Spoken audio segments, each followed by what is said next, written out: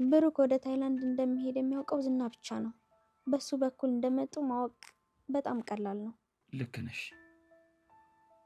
ብሩክ ቤቱን እንዳይሸጥ ብዙ ትንታጎችን ሲፈጥር የነበረው ዝና ራሱ ነው። ስለዚህ ብሩክ አንድ ነገር ቢሆን ዝና ነፃ ሊሆን አይችልም።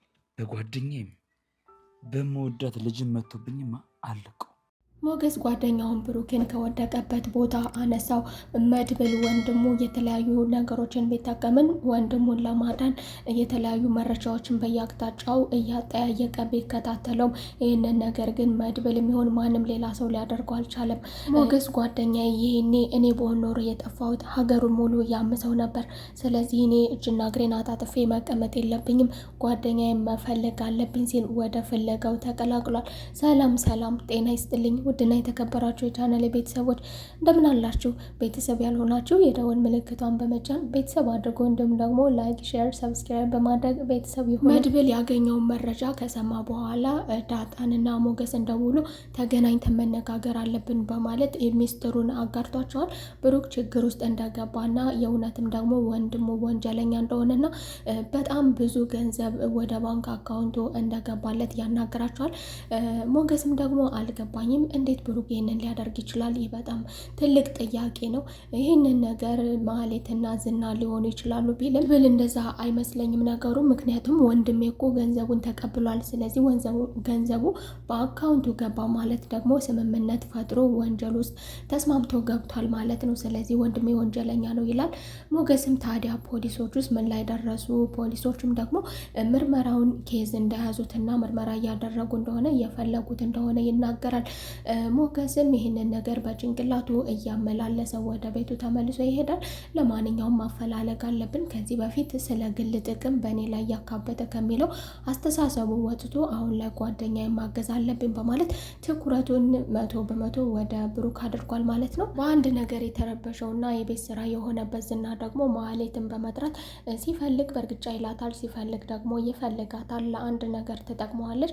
ከሚስጥሩ ምንም ነገር እንኳን የ5% ያህል እንኳን የማወቅ መብት ባይሰጣትም ነገር ግን ለአንድ ነገር ስለምጠቅመው ፍንጭ ይሰጣታል። እሱም ደግሞ የምጠቅመው መድብል ለምን እንደመጣና ምን እየሰራ እንደሆነ እንድታጣራለት የምትጠቅመው አንድ ሰው እሷ ብቻ ናት። ታዲያ ማህሌትን ጠርቶ ማህሌት አንድ ነገር እንድሰሪልኝ እፈልጋለሁ፣ የሰጠሁሽን ስራዎች በሙሉ እያጠናቀቅሽ አይደለም፣ ከኔ ጋር ተጣብቀሽ አለማሽን ዘንግተሻል። እኔና አንቺ ስራና ስራ ነው ብቻ የሚያገናኘን፣ ባክሽን ዘወር በይልኝ እላለሁ። እሷም ደግሞ ውበቷን ለመጠቀም እኔ ግን ለአንተ ምን መስዬ ነው የምታየህ? እኔ ግን እንዴት ነኝ በማለት ራሷን ታሳየዋለች።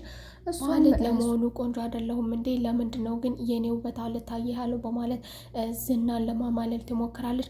ለማንኛውም እሱ ለእኔ ከሉላ በላይ ልዕልት የለም፣ ለእኔ ሴት ማለት ሉላ ብቻ ናት፣ አንቺ ጥቅመኛ ሴት ብቻ ነች። ስለዚህ ለማንኛውም አሁን እኔና አንቺ የተገናኘ ነው ለስራ ብቻና ብቻ ነው። ስለዚህ ስራችንን እናጠናቅቃለን። አሁን ለማንኛውም ለአንድ ጉዳይ እፈልግሻለሁ፣ እሱም ከነ ብሩክ ቤት ምን እንደሚካሄድ እንድታጣሪልኝ እንድታውቂልኝ እፈልጋለሁ።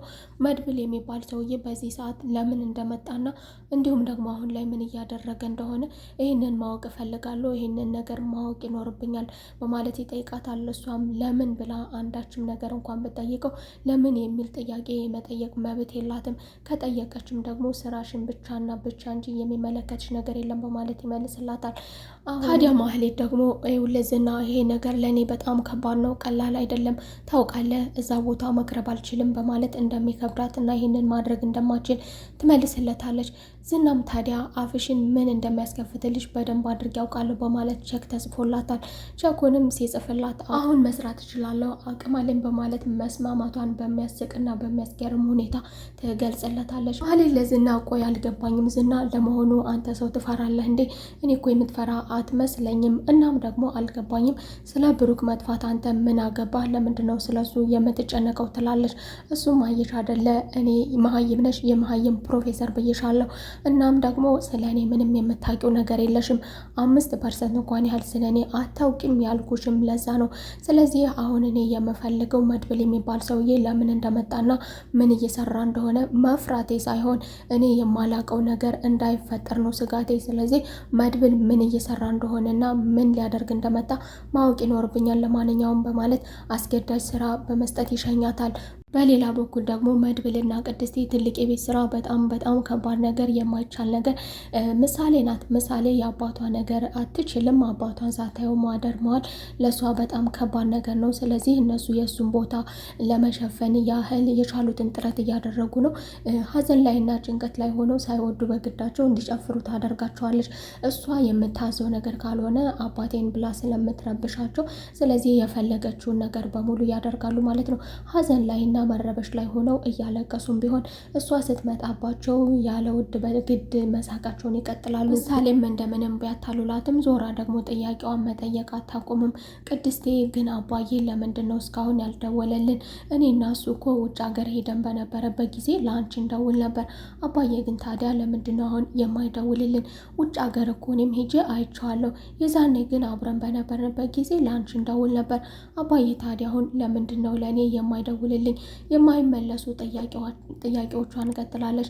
የህፃን ልጅ ጥያቄ በጣም ከባድ ነው። አንዳንድ ህፃናቶች የማይመለስ ጥያቄ አባታቸው ወይም ደግሞ በተለይ እናታቸው አይደለም ሞታባቸው አንድ ሰው ብቻ ከሆነ የማይመለሱ ጥያቄዎች ብዙ ይጠይቃሉ ልጆች። ምሳሌም ልክ እንደዛው ናት። አባቷ ብለው አታለዋት አሁን ስራ ነው ይመጣል፣ ወደ ውጭ ሀገር ነው፣ ምንም ያላሏት ነገር አልነበረም። እሷ ግን ትንሽም ተጫውታ ተመልሳ ደግሞ ስለ አባቷ መጠየቅ አታቆምም። እሷንም ለማረጋጋት ለማስረሳት ስትል ቅድስቴም የግዷ እየደከማትም እየተንቀጠቀጠችም እያለችም እየተረበሸችም ያለ ውድ በግዷ ለምሳሌ ስትል መሳቅ ትገደዳለች። መጨፈርም ጨፍሪ ስትላትም መጨፈርም ግዴታ ስለሆነባት ትጨፍራለች። ማህሌትም ቸኳን ከተቀበለች በኋላ ወደ ቤት በመምጣት ለኤፍራታ ታማክራታለች። ኤፍራታ ዝና አንድ ነገር ሰጥቶኛል ብላ ታማክራታለች። እሷም ደግሞ ምንድን ነው ከነ ብሩክ ቤት አንድ መረጃ እፈልጋለሁ ትላለች። ከነ ብሩክ ቤት ምን እየተካሄደና ምን እየተፈጠረ እንደሆነ እንዲሁም ደግሞ መድብል ምን ሊያደርግ እንደመጣ የሚነግረኝ ሰው እፈልጋለሁ ትላለች። አንድ ሰው እፈልጋለሁ ስትል በመፍጠን ደግሞ ኤፍራታም እኔ እነሱ ቤት ሙሉ መረጃ አለኝ እኔ እነግራችኋለሁ፣ ነገር ግን ገንዘብ እፈልጋለሁ ትላለች ኤፍራታ ገንዘብ ከነ መድብል ተቀብላ ነበር። አሁን ደግሞ በሌላ በኩል ደግሞ ከእህቷና ከዝና ተቀብላ የነ መድብልን ስራ ደግሞ ለማጋለጥ ስትል ቅድመ ክፍያ እነግራችኋለሁ በማለት በገንዘብ ብትስማማም ከዛ በፊት ደግሞ ቅድመ ክፍያ የሚባለውንም ደግሞ አሁኑኑ እፈልጋለሁ ብላለች። ታዲያ ማህሌትማ እሷም እንዳትናገሪም እያለች እያመለጣት እህቴ ናት በማለትም ነግራታለች። ለምንድነው ግን አልገባኝም በማለት እሷም ደግሞ መድብል የሰጣትን የቤት ስራ ማህሌትን ማወጣጣቷን ቀጥላለች። ኤፍራታ ቆይ ግን አልገባኝም ለምንድነው የብሩክ መጥፋት ለመሆኑ ዝናን ያሳስበው ስትል ጠይቃታለች። እናም ደግሞ ማስከተለች ደግሞ አንድ ነግርሻለሁ የምነግርሽ ከባድ ነገር አለ ስትይኝ አልነበር ለምን አትነግሪኝም ትላለች። ማህሌትም ደግሞ አልገባኝም ግን አንቺ የሆነ ነገር ከያሽ ለምንድነው የማትፋችሁ? ለምንድነው ግን እንደዚህ የሆንሽው? ትላለች። እሷም ሚስጥር ላመጣልሽ አይደል እንዴ እኔ ልነግርሽ አይደል እንዴ ስለዚህ ይነገረኝ ስትል ማህሌትም ይሄ ነገር ለእኔ ለህይወቴ አስጊ ነው፣ በጣም ትልቅ ማስጠንቀቂያ ተሰጥቶኛል፣ እንዳልናገር ከተናገርኩ ደሜን እንደሚጠጣው ዝና ነግሮኛል፣ ስለዚህ ከባድ ነው ለእኔ ለእህቴ ስትይ በማለት በማዘን ትነግራታለች። ሞገስም የጓደኛው መጥፋት አሳስቦታል፣ ተክዟል፣ በጣም እያሰበ እየተጨነቀ ነው። ሉላም ለምንድን ነው የምታስበው የምትጨነቀው? ወንድሟ አለ፣ በተረፈ ደግሞ አንተ ማገዝ ነው ያለበት በማለት ትመክረዋለች። እሱም ደግሞ አስበሽዋል፣ እኔ በሆን ኖሮ እኮ እየጠፋሁት፣ ስለዚህ እኔ ጓደኛዬን ነፃ ማውጣት አለብኝ። መድብል ምንም የገባው ነገር የለም፣ መድብል ዝናን በጭራሽ አልጠረጠረውም ይላል። እሷም ደግሞ የዚህ ነገር ጀርባ ያለበት ዝና እንደሚሆን እርግጠኛ ሆና ትናገራለች ለሞገስ። ሞገስም ደግሞ ታውቂያለሽ ይሄንን ገንዘብ ያስገባለት ከግማሽ በላይ በሚሊዮን የሚቆጠረው ብዙውን ገንዘብ ያስገባለት አለ የተባለ ሌባ፣ አዲስ አበባ ውስጥ አለ የተባለ ሌባ ነው። ስለዚህ ብሩክ ከዚህ ጋር እንዴት ሊገናኝ ይችላል እያለ በጭንቅላቱ ያመላልሳል። ሉላም ደግሞ ባጭሩ ፈታለታለች። አየህ አይደለ ሞገስ እኔ እኮ ብያለሁ ዝና አለ የተባሉ ወንጀሎች ጀርባ አለበት። ስለዚህ ምናልባትም ይሄ ሰውዬ ደግሞ የዝና ጓደኛ ሊሆን ይችላል። ዝና ይህንን ነገር ብሩክ ወደ ታይላንድ የሚሄደው ከሀገር እንደሚወጣ የሚያውቀው ዝና ብቻ ነው። ስለዚህ ደግሞ ይህንን ነገር ለዛ ሰውዬ ማን ሊያሳውቀው ይችላል? እንዴት ብሎ ያውቅ ይችላል ይሄ ሰውዬ? ስለዚህ ሊመጣ የሚችለው በዝና ብቻ ነው። ይሄ ነገር ከዚህ ነገር ጀርባ ያለበት ዝና ብቻ ነው ስትል በአጭሩ ፈታለታለች። ሞገስም ጓደኛዬን አድነዋለሁ፣ እውነት ነሽ፣ ልክ ነሽ፣ ማንም አልጠረጠርም እያለ እንዲሁ ደግሞ ከዚህ በኋላ እኔ ነኝ ጓደኛዬን ነፃ የማወጣው፣ በፍቅር በፍቅረኛዬም በጓደኛዬ መቶብኝ ከዚህ በኋላ አልለቀውም እያለ ሞገስ ቆርጦ ተነስቷል። ኤፍራታም ከማህሌት ጋር ከተነጋገረች በኋላ ከእሷ ጨርሳ ወደ መድብል ደውላለታለች።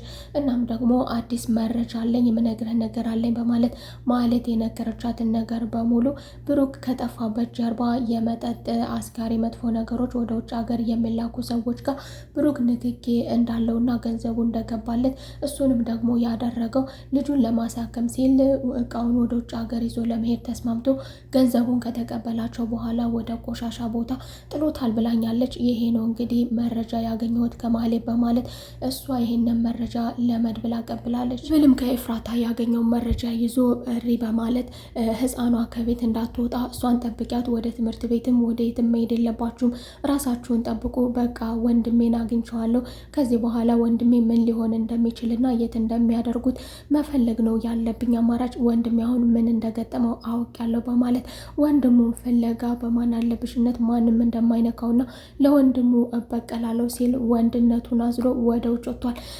ሞገስ ደግሞ በሌላ በኩል የጓደኛዬን ችግር ማን ነኝ የምፈታው በማለት በሌላ በኩል ደግሞ የብሩክን ጉዳይ ከዝና ጋር ያለውን የተያያዘውን ጉዳይ መድብል እነዛን ሰዎች እፋለማለሁ ይላል በግልጽ። ፖሊስም ቢሆን ማንም ሊረዳው በማይችልበት መልኩ፣ በሌላ በኩል ደግሞ ሞገስ ደግሞ ጓደኛውን ሊረዳው የሚችለው እሱ ብቻ መሆኑን ተገንዝቧል። ይህንን ነገር ማንም ዝና አለ ከዚህ ጀርባ ቢላቸው ማንም ሊያናግረውና ሊያዳምጠው ስለማይችል ምን ሊያገናኘው ይችላል ስለሚሉ ሞገስ ግን ይህንን ነገር ስላወቀበት ስለዚህ ጓደኛዬን ላጠፋው የምችለው እኔ ነኝ በማለት ሞገስ ቆርጦ ተነስቷል። የዛሬው ክፍል ይህንን ይመስል ነበር። በቀጣይ